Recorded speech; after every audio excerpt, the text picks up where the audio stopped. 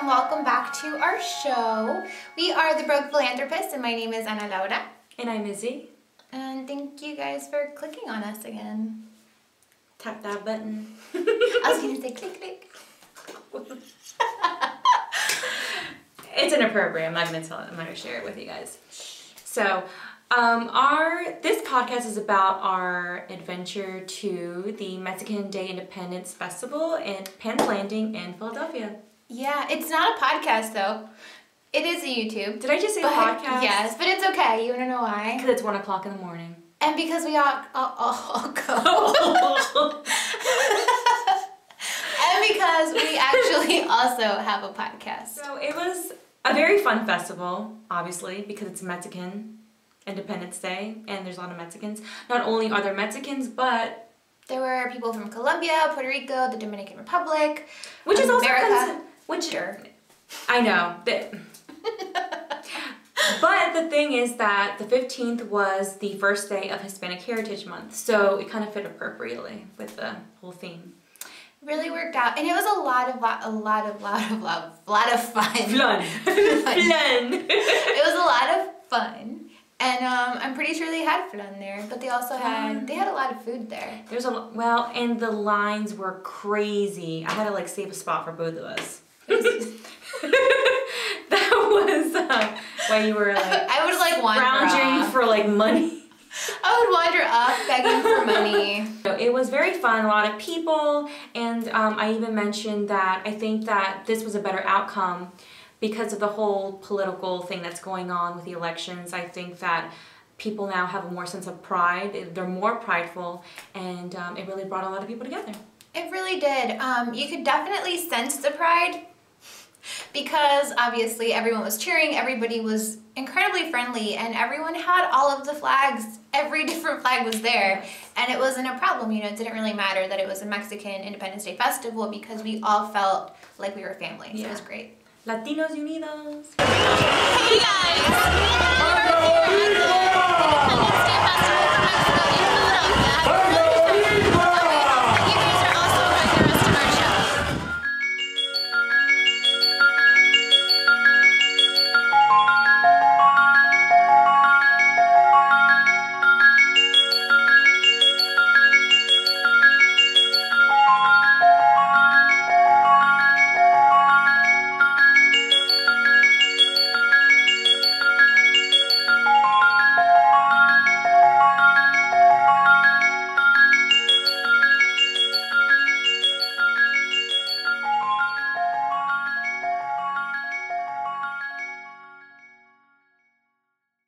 So we got there kind of late, but a little bit late. So we did hear the mariachi, and his name was Pedro Villaseñor. I think that's what that was his name. I was about to look it up real quick.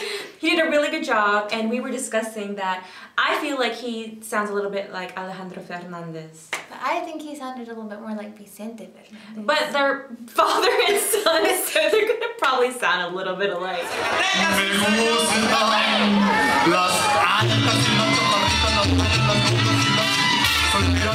But nonetheless, he did a great job. He was really, really good. He did sing one of my favorite songs, which I was really happy about. And that was on our Snapchat. Check out our Snapchat. Do it. Another band that we saw there was Alcatraz. Yeah, they were really good. Alcatraz sings banda regional in Spanish, regional band music. So they had their whole crew up there. That was a lot of fun. That was very interesting because I've never actually seen one of those bands live. So there's a lot of instruments. The most instruments I've ever seen was when I've gone to an orchestra, but that's really expected. I did not expect that at a Mexican festival, which I should have, but I didn't, and it was still very really fun. Cool. And last but not least, the favorite of the night was Diana Reyes. She was fantastic. She was amazing, and I even mentioned before that she has curves whoa. Whoa. She is very pretty. She's very pretty, and she sings fantastic live. And that's something that I always admire because a lot of music nowadays, I feel like it's kind of tampered with a little bit, and you can really hear her voice that night, I should say. So it was very impressive, definitely. It was, and Izzy was just okay, I have to mention, this is like our first time actually seeing her live or listening to any of her music. My mom loves her, but I never really, you know, like, moms. I love you, Mom. But, so I never actually listened to her music. So this was my very first time experiencing and listening to Diana Reyes. I think it was Izzy's first time too. It was. And after the first song, we were like, fangirls! Yeah, exactly. And there were so many people, it was crazy. Like, it was very chaotic, very chaotic at first. And we were, I was trying to, like, get, like, I don't know how to explain this, but I tried to get in front of the stage, or near in front of the stage. So I actually went on this, what do you explain this? Okay, so they had these like barrier fences that you could fold up. So when they were actually put into place, the parts that folded kind of looked like little steps, but they weren't steps.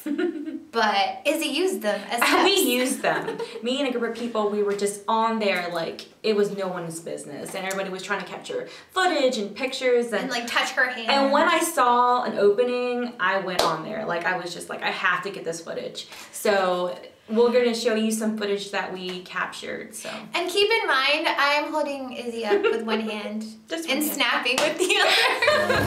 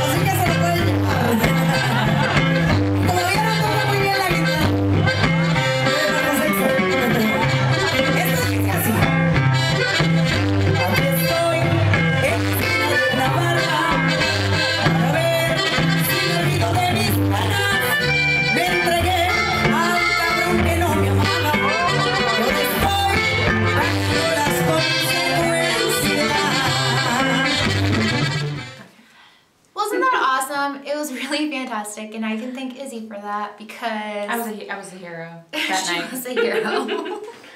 And okay, so I have to tell you this story because we really wanted to give her our card, our Broke Philanthropist card, just because, you know, we were gonna put her on our show, so why not? She could look at it. And we also were like, she was really freaking fantastic, so we want her autograph, but what will she autograph? Well, all we had were cards. So... And a pen that did work at the time. And a pen that did work at the time. So Izzy decides, well, actually, no. First I was like, oh, let's stand in line for the autograph line and take a picture and get her autograph. Well, that was a complete fail because after standing in line for 20 minutes, everyone kind of like hoarded to the front. And the fireworks kind of set everything off. It was, once you have fireworks, everything just kind of goes crazy. And it got really chaotic. Yes. So they had to shut that down for security purposes. Totally understandable. But Izzy was like, I'm determined. So she runs off. Don't know where she is until I see her handing me her purse from like across the crowd, and she's jumping on this cart. She's on a cart, and I'm like, she's gonna fall and break her neck. I'm gonna have to take her home to her mom like this. Like, what's gonna happen? And all I see is Izzy go, Diana, firma. Yes, it was so exhilarating. I'm not gonna lie, because I mean, although I was not apprehensive at all, I was just like, I have to go and present this. This is like the goal right here. So, like she said, I went through all these people. I'm like, you know what? Forget this. So I went, and I didn't know what this square thing was. And then when I saw that it was a cart, I'm like, I'm jumping on there. And then I'm like, Ana, swung my bag. And I was just like, Diana, por favor, firma esto. So when I handed her the card, she signed it, and then the pen didn't work. I was like, why? Pen always let you down. So I scratched it a few times, and I'm like, dun. And then she went and she saw it, and she's like, she's trying really hard to like sign it, and I'm just like, oh my god, she's trying her best. And I did see that she put some effort into this. She really did. And from far away, all I see is Izzy over a crowd of people. And I see her with her poor little arms like extended all the way backwards as her security guards are trying to push her through the crowd. And she's trying so hard to sign this stinking card. And we you still succeeded because technically we got like 2 autographs. Yes. I don't know if you can see that. But technically it's like 2 autographs. So Diana, if you're watching this right now, muchas gracias por todo.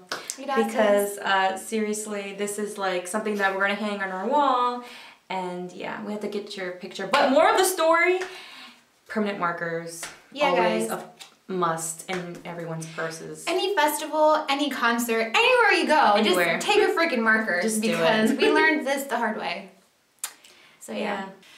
So we did have a lot of fun. There were so many really awesome things that we got to see, and for the first time, I don't know if this was your first time experiencing it, but it was my first time experiencing the salute to the Mexican flag. I'd never in my life was able to salute the Mexican flag. There was never any purpose to do it or any event that I ever went to actually did it.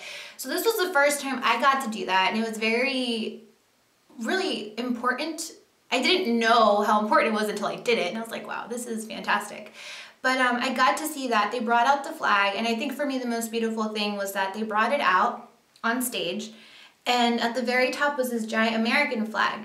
So I got to see both of my flags, both of our flags, on the same stage, and it was just a very, like, what's the word? Emotional, but it was kind of like a metaphor. It was like a very kind of, like a metaphor of like 2 things that I love, 2 things that we're both a part of, 2 things that we care about merging onto one stage. So I did take some footage of I believe it was the national anthem for Mexico, and the flag on stage. So take a look at that. Mexicanos y mexicanas, vivan los hombres y las mujeres que nos dieron patria y libertad. ¡Viva Hidalgo! ¡Viva Morelos! ¡Viva Allende! ¡Viva Aldama y Matamoros! ¡Viva Josefa Ortiz de Domínguez! ¡Viva la independencia nacional! ¡Vivan los mexicanos y las mexicanas que radican en el extranjero! ¡Viva México! ¡Viva México! ¡Viva México!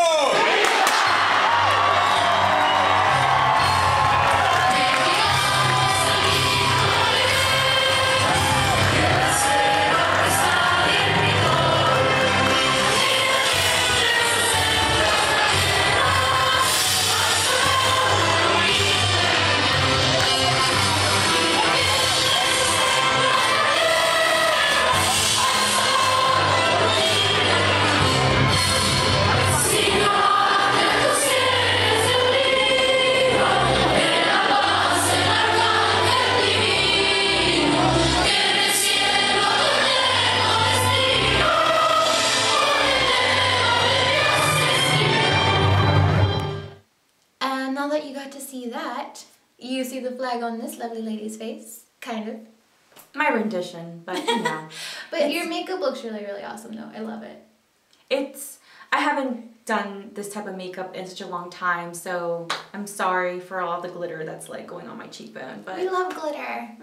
I got some glitter. I was we're like, made out of glitter. we sweat glitter. We go to poop glitter. No, we poop rainbows. Okay. But you're gonna show us how to do that, right? Yes. Like I said, this is my rendition, and hopefully you enjoy it. So first, I used F.A.H.B by Demi Lovato. It is a deep facial cleaner, and I used that first to wipe my face. And then I went ahead and used F.A.H.B by Demi Hydrating Radiance Mist, and I used 2 squirts, and that kind of just hydrates my skin, obviously. And then I used her 3-in-1 Moisturizer Primer. It's very important when you apply foundation. So first, we're going to start off with the primer. And I used Urban Decay Primer in Eden. So now I'm going to be using MAC eyeshadow in Red Brick. I'm going to use a flat brush.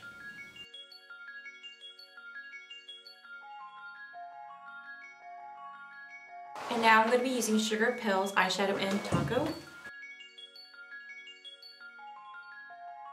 Oh, and now we're going to be using Sugar Pill's Heartbreaker palette. And I'm using my MAC 317 blending brush.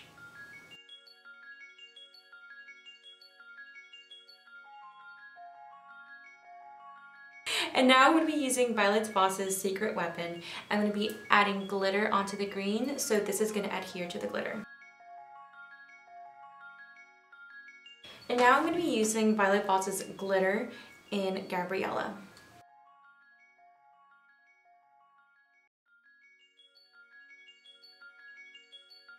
So now I'm going to be using MAC's Pigment Color Powder in Vanilla. And for my liner, I'm going to be using Revlon's liquid liner.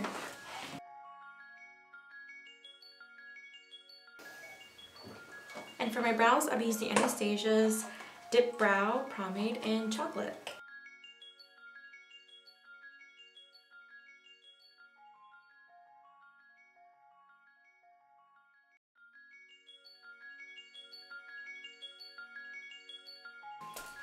So right now I'm going to use Kat Von D's Lock It Tattoo Foundation, and this is medium and number 56.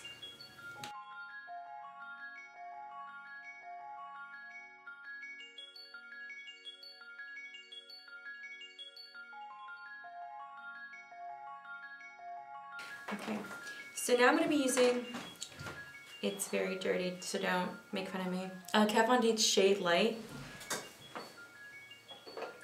And I'm going to use MAC's Blush Brush in 160, I believe. 168. So I typically use any of these as my powder.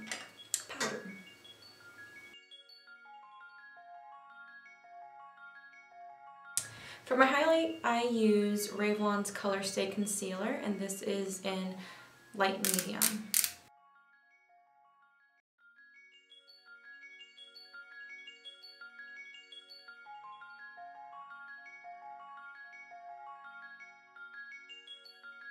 And I'm going to be using the contour.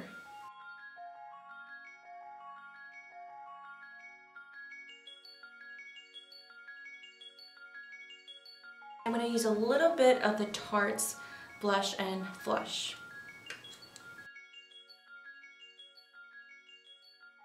And now for that dramatic lip, I'll be using MAC Lip Pencil in Brick.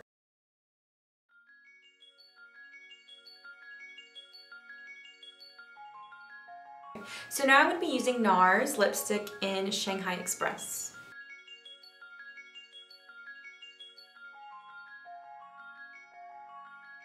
And now I'm going to be using MAC's lipstick Fixed on Drama. You can go back and use the concealer around the mouth to just touch up anything that's kind of out of place.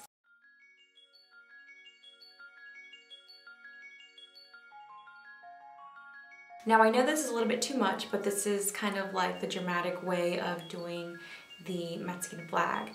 So now it's going to be a little bit more dramatic by adding lashes. I will be using the drugstore brand of the Ardell collection in Jasmine.